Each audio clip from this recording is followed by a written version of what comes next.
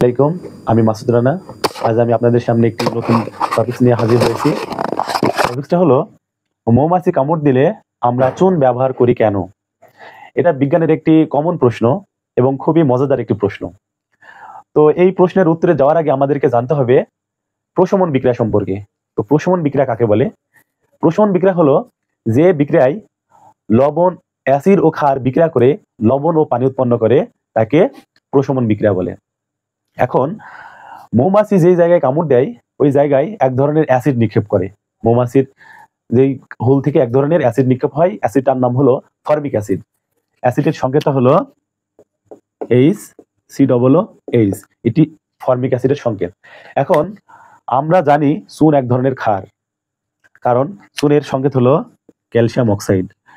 আর একটু আগে আমি বলেছি চুন অর্থাৎ ক্ষার ও অ্যাসিড যখন বিক্রিয়া করে তখন ওই জায়গায় উৎপন্ন হয় লবণ ও পানি।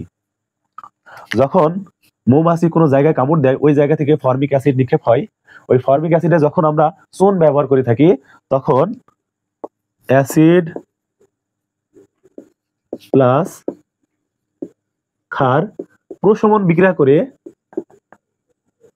লবণ ও পানি উৎপন্ন করে।